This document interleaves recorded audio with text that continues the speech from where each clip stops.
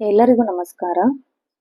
ನಾನು ಇವತ್ತು ನಿಮಗೆ 2026ರ ವೃಷಭ ರಾಶಿಯ ವರ್ಷ ಭವಿಷ್ಯದ ಬಗ್ಗೆ ತಿಳಿಸಲು ಬಂದಿದ್ದೇನೆ.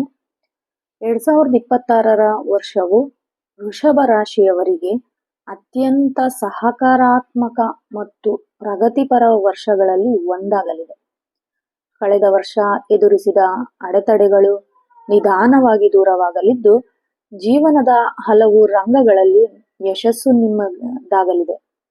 2026ರ ವರ್ಷದಲ್ಲಿ ವೃಷಭ ರಾಶಿಯವರಿಗೆ ಭವಿಷ್ಯದ ಪ್ರಮುಖ ಅಂಶಗಳು ನಾನು ತಿಳಿಸುತ್ತೇನೆ.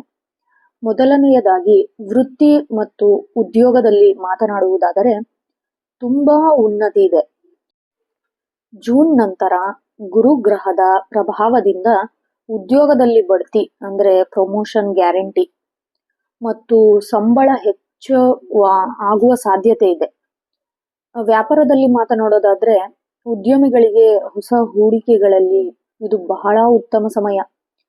ವಿದೇಶ ಸಂಪರ್ಕಗಳಿಂದ ಲಾಭವಾಗಲಿದೆ. ಹಾಗೆಯೇ ನಿಮ್ಮ ಹಳೆಯ ಆಸ್ತಿ ಬಗ್ಗೆ ಮಾತನಾಡೋದಾದ್ರೆ ಶನಿ ದೇವನು 11ನೇ ಮನೆಯಲ್ಲಿ ಇರುವುದರಿಂದ ನಿಮ್ಮ ಪರಿಶ್ರಮಕ್ಕೆ ತಕ್ಕ ಪ್ರತಿಫಲ ದೊರೆಯುತ್ತದೆ ಮತ್ತು ವೃತ್ತಿ ಜೀವನದಲ್ಲಿ ಸ್ಥಿರತೆ ಇರುತ್ತದೆ. ಆಮೇಲೆ ಹಳೆಯ ಆಸ್ತಿ ಏನಿದೆ ಅದು ಹಿಂಬರುವ ಸಾಧ್ಯತೆ ಇದೆ. ಕೆಲವೊಂದು ಕಾರಣಗಳಿಂದ ಆಸ್ತಿ ಬರ್ತಾ ಇಲ್ಲ ಅನ್ನೋದಾದ್ರೆ ಈ ವರ್ಷ ನಿಮಗೆ ಅದು ಬರುವ ಸಾಧ್ಯತೆ ಇದೆ. ಆರ್ಥಿಕ ಸ್ಥಿತಿಯ ಬಗ್ಗೆ ಮಾತನಾಡುವುದಾದರೆ ಈ ವರ್ಷ ನಿಮಗೆ ತುಂಬಾ ಧನಲಾಭವಿದೆ. 2026ರಲ್ಲಿ ಹಣಕಾಸಿನ ಸ್ಥಿತಿ ಉತ್ತಮವಾಗಿರುತ್ತದೆ. ಹಳೆಯ ಸಾಲಗಳಿಂದ ಮುಕ್ತಿ ಪಡೆಯುವಿರಿ. ಹೂಡಿಕೆ ಬಗ್ಗೆ ಮಾತನಾಡುವುದಾದರೆ ಷೇರು ಮಾರುಕಟ್ಟೆ ಅಥವಾ ಸ್ಥಿರಾಸ್ತಿ ಮೇಲೆ ಹೂಡಿಕೆ ಮಾಡಲು ವರ್ಷದ ದ್ವಿತೀಯಾರ್ಧವು ತುಂಬಾ ಲಾಭದಾಯಕರವಾಗಿದೆ.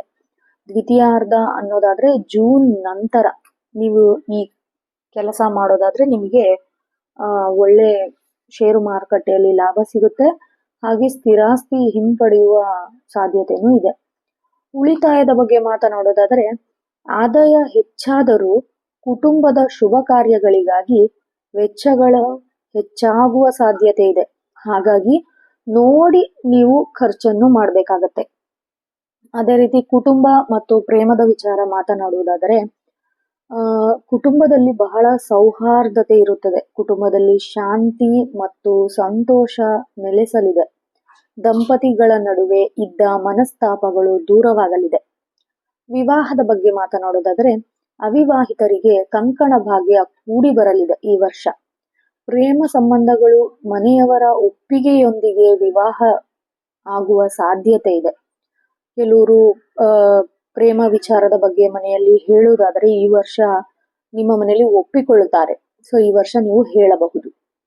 ಮಕ್ಕಳು ವೃಷಭ ರಾಶಿಯಲ್ಲಿರುವ ಮಕ್ಕಳಿಗೆ ಮನಸ್ಸಿಗೆ ತುಂಬಾ ಸಂತೋಷವಾಗಲಿದೆ. ಹಾಗೆ ಯಾರು ವಿವಾಹಿತರಿದ್ದಾರೆ ಅವರಿಗೆ ಮಕ್ಕಳ ಆಗದೇ ಇದ್ದಲ್ಲಿ ಈ ವರ್ಷ ನಿಮಗೆ ಸಂತಾನ ಭಾಗ್ಯವಿದೆ. ಹಾಗೆ ಮಕ್ಕಳ ವಿಷಯದಲ್ಲಿ ಶುಭ ಸುದ್ದಿ ಸಿಗುವ ಸಾಧ್ಯತೆ ಇದೆ. ಆರೋಗ್ಯದ ಬಗ್ಗೆ ಮಾತನಾಡೋದಾದರೆ ಸ್ವಲ್ಪ ಜಾಗ್ರತೆ ಇರಬೇಕು. ಒಟ್ಟಾರೆಯಾಗಿ ಆರೋಗ್ಯ ಚೆನ್ನಾಗಿರಲಿದೆ.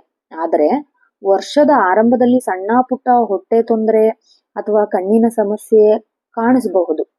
ನಿಮ್ಮ ಜೀವನ ಶೈಲಿ ನೋಡೋದಾದ್ರೆ ಕೆಲಸದ ಒತ್ತಡದಿಂದ ಮಾನಸಿಕ ಆಯಾಸವಾಗದಂತೆ ನೋಡಿಕೊಳ್ಳಬೇಕು.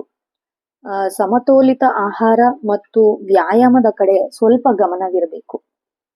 ಹಾಗೆ ವೃಷಭ ರಾಶಿಯವರಿಗೆ ಸ್ವಲ್ಪ ಪರಿಹಾರ ಏನ್ ಹೇಳೋದಾದ್ರೆ ಶುಕ್ರವಾರ ಲಕ್ಷ್ಮೀ ದೇವಿಯ ಆರಾಧನೆ ಮಾಡಿ ಮತ್ತು ಬಿಳಿ ಬಣ್ಣದ ಹೂವನ್ನು ಅರ್ಪಿಸಬೇಕು ದೇವಸ್ಥಾನಕ್ಕೆ. ಹಾಗೆ ಸಕ್ಕರೆ ಅಥವಾ ಅಕ್ಕಿಯನ್ನು ಅಗತ್ಯವಿರುವವರಿಗೆ ದಾನ ಮಾಡುವ ಒಂದು ಅಭ್ಯಾಸ ಇಟ್ಕೊಂಡ್ರೆ ನಿಮಗೆ ತುಂಬಾ ಶುಭ ಫಲವನ್ನು ಕೊಡುತ್ತದೆ. ನೀವು ಮಂತ್ರ ಏನಾದ್ರೂ ಪಠಿಸಬೇಕಾ ಅನ್ನೋದಾದ್ರೆ ಓಂ ಶೂಂ ಶುಕ್ರಾಯ ನಮಃ ಮಂತ್ರವನ್ನು ಪ್ರತಿದಿನ ಜಪಿಸಿ. ಸೊ ಇದರಿಂದ ಏನಾಗತ್ತೆ, ನಿಮಗೆ ನೆಗೆಟಿವಿಟಿ ಅನ್ನೋದು ಏನಿರುತ್ತೆ ಅದು ದೂರ ಆಗತ್ತೆ. ಸೊ ಈ ವರ್ಷ ಭವಿಷ್ಯವನ್ನು ನಾನು ನಿಮ್ಗೆ ಹೇಳಿದ್ದೀನಿ. ನಿಮ್ಗೆ ಏನಾದ್ರೂ ಇಷ್ಟ ಆದ್ರೆ ನಿತ್ಯ ಭವಿಷ್ಯ ಯೂಟ್ಯೂಬ್ ಚಾನಲ್ ಅನ್ನು ಸಬ್ಸ್ಕ್ರೈಬ್ ಮಾಡಿ, ಲೈಕ್ ಮಾಡಿ ಹಾಗೆ ನಿಮ್ಮ ವೃಷಭ ರಾಶಿ ಸ್ನೇಹಿತರಿಗೆ ಈ ವಿಡಿಯೋನ ಶೇರ್ ಮಾಡಿ. ಧನ್ಯವಾದಗಳು.